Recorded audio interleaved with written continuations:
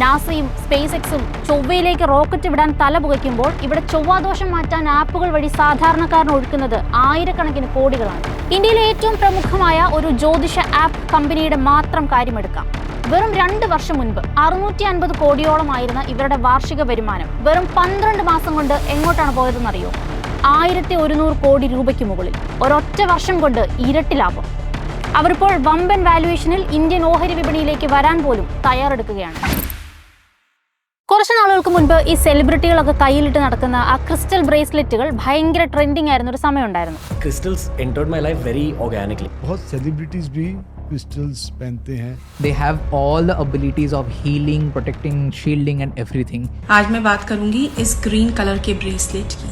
ये 5 क्रिस्टल आपको जीवन में कई प्रॉब्लम से बचा सकते हैं. क्रिस्टल कभी भी अपने डोमिनेंट हैंड पे नहीं पहनना चाहिए. So crystals definitely work.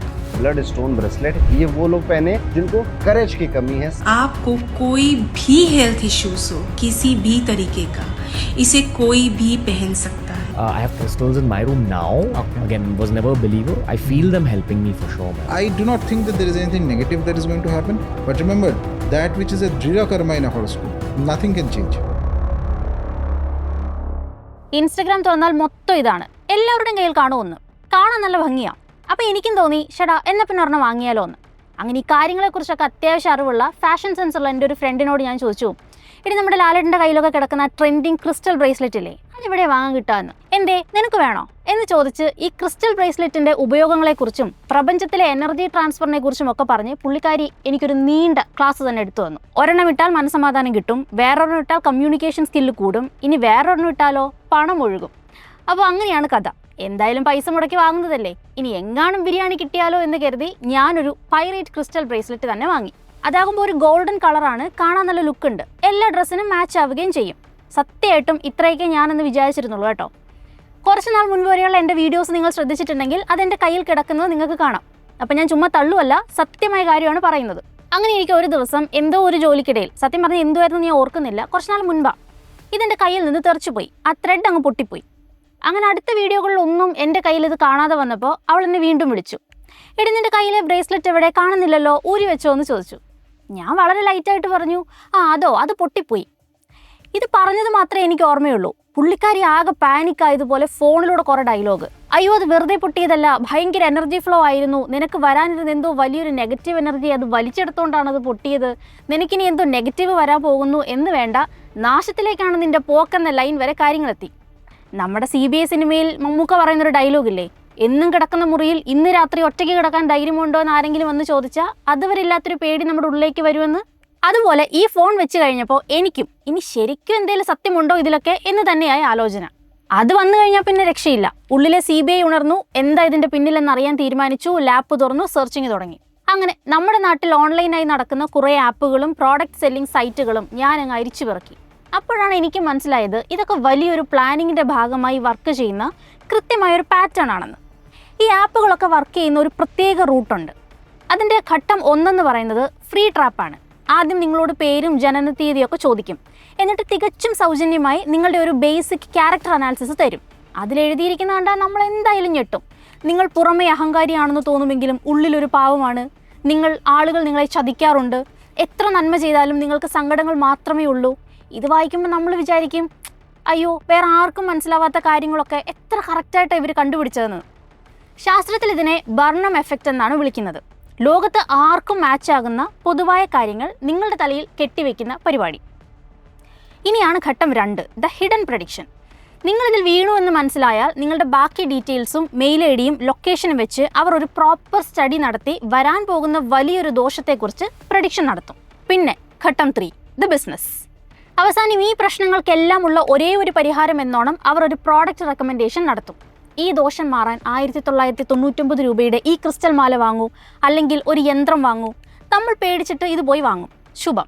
Simple business model. അങ്ങനെ ഇതൊക്കെ കണ്ട് എനിക്ക് എൻ്റെ തന്നെ പഴയ പേടി ഓർത്ത് ചിരി വന്നുകൊണ്ടിരുന്നപ്പോഴാണ് ഞാൻ മറ്റൊരു പ്രധാനപ്പെട്ട കാര്യം നോട്ട് ചെയ്തത്. ഈ ആപ്പുകളുടെയൊക്കെ ഡിസ്ക്ലെയിമർ. അവരുടെ ഡിസ്ക്ലെയിമറിൽ വളരെ ചെറിയ അക്ഷരങ്ങളിൽ എഴുതി വെച്ചിട്ടുണ്ട്, this application is for entertainment purposes only. We do not guarantee the accuracy or reliability of any predictions എന്ന്. അതായത് ഞങ്ങൾ ഈ പറയുന്നതൊന്നും വിശ്വസിച്ചിട്ട് നിങ്ങൾക്ക് വല്ലതും പറ്റിയാൽ ഞങ്ങൾക്കൊരു ഉത്തരവാദിത്വവും ഇല്ല, ഇത് വെറും വിനോദം മാത്രമാണ് എന്ന്. എന്തിനാണ് ഇങ്ങനെ ഒരു ഡിസ്ക്ലൈമർ എന്ന് നിങ്ങൾക്കറിയോ? കോടതിയിൽ നിന്ന് നിയമപരമായി തലയൂരാൻ കമ്പനികൾ കണ്ടെത്തിയ ഒരു സിമ്പിൾ ട്രിക്ക്. സിഗരറ്റ് പാക്കറ്റിന്റെ പുറത്ത് ക്യാൻസറിന്റെ പടം വെച്ചിട്ട് വലിക്കുന്നവൻ മരിച്ചാൽ ഞങ്ങൾക്ക് ഉത്തരവാദിത്തമില്ല എന്ന് കമ്പനി പറയുന്നത് പോലെ തന്നെ. സംഗതി വെറും ഒരു തമാശയായി കണ്ട് ഞാനങ്ങ് വിട്ടേനെ. പക്ഷേ ഇതിന് പിന്നിലെ യഥാർത്ഥ ബിസിനസ് ഡേറ്റ അന്വേഷിച്ചപ്പോഴാണ് എൻ്റെ കണ്ണ് തള്ളിപ്പോയത്. നമ്മളൊക്കെ വിചാരിക്കുന്നത് ഇത് ആരോ എവിടെയോ ഇരുന്ന് ചെയ്യുന്ന ചെറിയൊരു സൈഡ് ബിസിനസ് ആണെന്നാണല്ലോ. എന്നാ കേട്ടോ, ഇന്ത്യയിലെ ഈ ഡിജിറ്റൽ ആപ്പ് മാർക്കറ്റ് എന്നത് 49% വാർഷിക വളർച്ചയോടെ കുതിച്ചുയരുന്ന ഒരു വമ്പൻ കോർപ്പറേറ്റ് ഇൻഡസ്ട്രിയാണ്. ബിസിനസ് റിപ്പോർട്ടുകൾ പ്രകാരം കഴിഞ്ഞ വർഷം, അതായത് 2025 ഈ മാർക്കറ്റിന്റെ വലിപ്പം വെറും $0.24 ബില്യൺ ആയിരുന്നെങ്കിൽ വരും വർഷങ്ങളിൽ ഇത് $8.7 ബില്യൺ, അതായത് ഏകദേശം 70,000 കോടി രൂപ ലക്ഷ്യമിട്ടാണ് പായുന്നത്.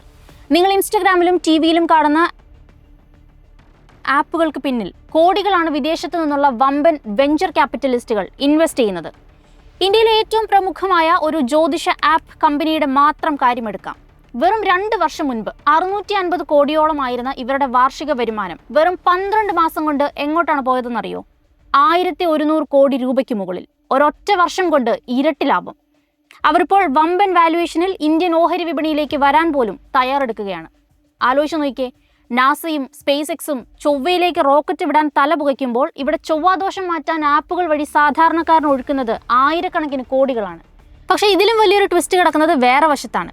നിങ്ങൾ ഈ ആപ്പിൽ കയറി ജാതകം നോക്കുമ്പോൾ 1 മിനിറ്റിന് 50 രൂപ മുതൽ 200 രൂപ വരെ അവർ ഈടാക്കും. നമ്മൾ വിചാരിക്കും അവിടെ തീർന്നുവെന്ന്. എന്നാൽ അവിടെയാണ് ഇവർ രണ്ടാമത്തെ വലിയ വല വിരിച്ചിരിക്കുന്നത്, സ്പിരിച്വൽ കൊമേഴ്സ്.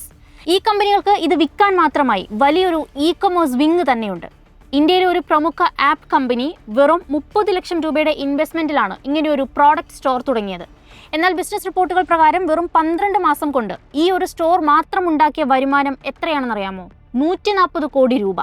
അതായത് മാസം തോറും ശരാശരി 10 മുതൽ 12 കോടി രൂപയുടെ ബ്രേസ്ലെറ്റും രുദ്രാക്ഷവും മുത്തുകളും മാത്രമാണ് ഇവർ ഓൺലൈനിലൂടെ സാധാരണക്കാരന്റെ ഭയം ചൂഷണം ചെയ്ത് വിറ്റഴിക്കുന്നത്. നിലവിൽ ഒരു വർഷം 15 ലക്ഷത്തിലധികം ഓർഡറുകളാണ് ഇവർ ഭയത്തിന്റെ പുറത്ത് മാത്രം പ്രോസസ് ചെയ്യുന്നത്. ഈ കോടികളുടെ ബിസിനസ് സാമ്രാജ്യം നിങ്ങളുടെ പോക്കറ്റിൽ നിന്ന് പണം വലിച്ചെടുക്കാൻ ഉപയോഗിക്കുന്ന 3 പ്രധാന പാറ്റേണുകൾ ഞാൻ പറഞ്ഞു തരാം.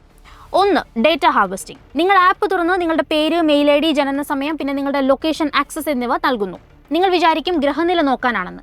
എന്നാൽ RBI റിപ്പോർട്ടുകൾ പ്രകാരം ഇന്ന് ഇന്ത്യയിൽ ഡിജിറ്റൽ ട്രാൻസാക്ഷനുകൾ കുതിച്ചുയരുകയാണ്.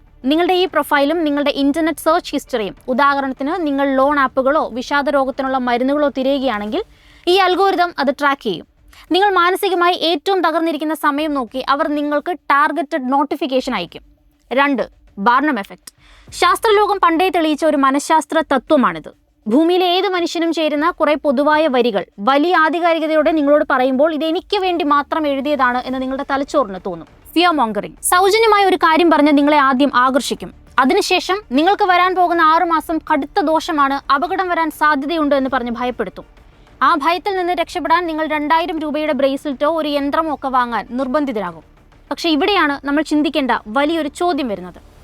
നിയമപരമായി ഇതൊരു വിനോദം മാത്രമാണെന്ന് കമ്പനി തങ്ങളുടെ ഡിസ്ക്ലെയിമറിൽ എഴുതി വെക്കുമ്പോൾ നമ്മുടെ ടിവിയിലും സോഷ്യൽ മീഡിയയിലും വന്ന് വലിയ വലിയ സെലിബ്രിറ്റികൾ ഇത് 100% വാലിഡ് ആണെന്ന രീതിയിൽ പ്രൊമോട്ട് ചെയ്യുന്നത് എന്തിനാണ്? കോടികൾ വാങ്ങി അവർ തടി തപ്പുമ്പോൾ അവർക്ക് ഈ സമൂഹത്തോട് യാതൊരു ഉത്തരവാദിത്വമില്ലേ?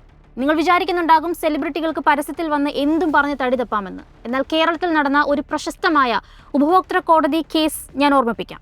മലയാള സിനിമയിലെ പ്രമുഖ നടൻ ഹെയർ ക്രീമിൻ്റെ ഒരു പരസ്യത്തിൽ അഭിനയിച്ചിരുന്നു പണ്ട്. 6 ആഴ്ച കൊണ്ട് 3 മടങ്ങ് മുടി വളരും എന്നായിരുന്നു പരസ്യത്തിലെ വാഗ്ദാനം.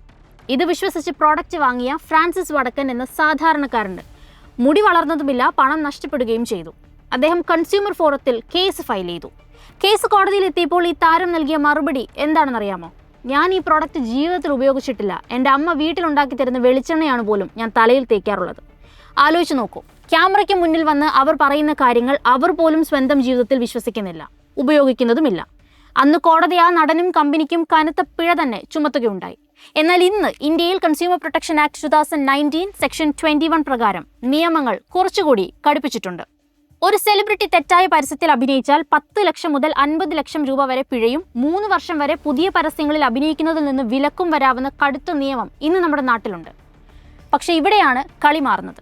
ഇത്രയും കടുത്ത നിയമം ഉണ്ടായിട്ടും ഈ ഡിജിറ്റൽ ജ്യോതിഷ ആപ്പുകൾ എങ്ങനെയാണ് ഒരു പേടിയുമില്ലാതെ വമ്പൻ ക്രിക്കറ്റ് താരങ്ങളെ കൊണ്ടും ഇൻസ്റ്റഗ്രാം ഇൻഫ്ലുവൻസർമാരെ കൊണ്ടും ഇത് പ്രൊമോട്ട് ചെയ്യുന്നത്? അതിനാണ് ഞാൻ നേരത്തെ പറഞ്ഞ ആ ഒളിച്ചുകളി, ദ ഡിസ്ക്ലെയിമർ ട്രാപ്പ്. കോടതിയിൽ കേസ് വരുമ്പോൾ ഈ കമ്പനികളും സെലിബ്രിറ്റികളും ആ ചെറിയ അക്ഷരങ്ങളിലെ ഡിസ്ക്ലെയിമർ ചൂണ്ടിക്കാണിക്കും. ഞങ്ങൾ ആപ്പിൽ തന്നെ എഴുതി വെച്ചിട്ടുണ്ടല്ലോ ഇതൊരു വെറും എൻ്റർടൈൻമെൻറ്റ് മാത്രമാണെന്ന്. അപ്പോൾ കസ്റ്റമർ സ്വന്തം റിസ്കിലാണ് പണം മുടക്കിയത്. ഇതിൽ ഞങ്ങൾ എവിടെയാണ് വഴിതെറ്റിച്ചത്? നിയമത്തിൻ്റെ പഴുതുകൾ ഉപയോഗിച്ച് കോർപ്പറേറ്റുകളും സെലിബ്രിറ്റികളും തടിയൂരുമ്പോൾ ഇവിടെ ചതിക്കപ്പെടുന്നത് ആരാണ്? ജീവിക്കാൻ മറ്റ് വഴികളില്ലാതെ ഒരു കച്ചിത്തുരുമ്പ് തിരഞ്ഞ് ഈ ആപ്പുകളിൽ കയറുന്ന സാധാരണക്കാരൻ. ഇനി എനിക്ക് ചോദിക്കാനുള്ളത് ദ സോ കോൾഡ് താരങ്ങളോടാണ്. നിങ്ങൾക്ക് ലക്ഷങ്ങളും കോടികളും അക്കൗണ്ടിലേക്ക് വരാൻ മറ്റ് വഴികൾ ഇല്ലാഞ്ഞിട്ടാണോ? നിങ്ങൾ സ്ക്രീനിൽ വന്ന് ഫുൾ കോൺഫിഡൻസിൽ എൻ്റെ ഫോൺ എടുക്കൂ, ഡേറ്റ് ഓഫ് ബർത്ത് അടിക്കൂ എന്നൊക്കെ പറഞ്ഞൊരു പ്രോഡക്റ്റ് പ്രൊമോട്ട് ചെയ്യുമ്പോൾ പണത്തിനപ്പുറം സാമൂഹിക പ്രതിബദ്ധത എന്നൊരു സാധനം കൂടിയുണ്ടെന്ന് നിങ്ങൾ എപ്പോഴാണ് മനസ്സിലാക്കുക? ഇത് ഞങ്ങളുടെ ജോലിയല്ലേ എന്നാണ് ന്യായമെങ്കിൽ ദൈവത്തെ ഓർത്ത് ഓരോ സിനിമ കഴിയുമ്പോഴും വന്നിരുന്ന് ജനങ്ങളാണ് എൻ്റെ ശക്തി, നിങ്ങളുടെ സപ്പോർട്ടാണ് എനിക്ക് ഏറ്റവും ആവശ്യം, നിങ്ങളില്ലെങ്കിൽ ഞങ്ങളെപ്പോലുള്ള കലാകാരന്മാർ വളരാൻ പറ്റില്ല എന്നൊക്കെ വന്നിരുന്ന് തള്ളിമറിക്കരുത്. നിങ്ങളെ അന്ധമായി ആരാധിക്കുന്ന ഒരു കൂട്ടം ആളുകൾ ഇപ്പോഴും ഇവിടെ ഉണ്ടെന്ന കാര്യം നിങ്ങൾക്ക് നല്ലതുപോലെ അറിയാവുന്ന സ്ഥിതിക്ക് അത്തരം ന്യായീകരണങ്ങൾ ദഹിക്കാൻ കുറച്ച് ബുദ്ധിമുട്ടുണ്ട്. ഇനി സാധാരണക്കാരായ നമുക്ക് തന്നെ ഉള്ളൊരു ചെറിയ ഓർമ്മപ്പെടുത്തൽ. നിങ്ങളുടെ കരിയറിലെയും ജീവിതത്തിലെയും പ്രതിസന്ധികൾ മാറ്റാൻ സിലിക്കൺ വാലിയിലെ ഒരു മൊബൈൽ ആപ്പ് അൽഗോരിതത്തിനും കഴിയില്ല. സിഗരറ്റ് വലിച്ച് ശ്വാസകോശം തകർക്കുന്നത് പോലെയാണ് ഇത്തരം ആപ്പുകളിൽ കയറി നിങ്ങളുടെ ഏറ്റവും വ്യക്തിപരമായ ഡേറ്റയും പോക്കറ്റിലെ കാശും ഒപ്പം നിങ്ങളുടെ ആത്മവിശ്വാസവും നിങ്ങളെ മാഫിയയ്ക്ക് പണയപ്പെടുത്തുന്നത്.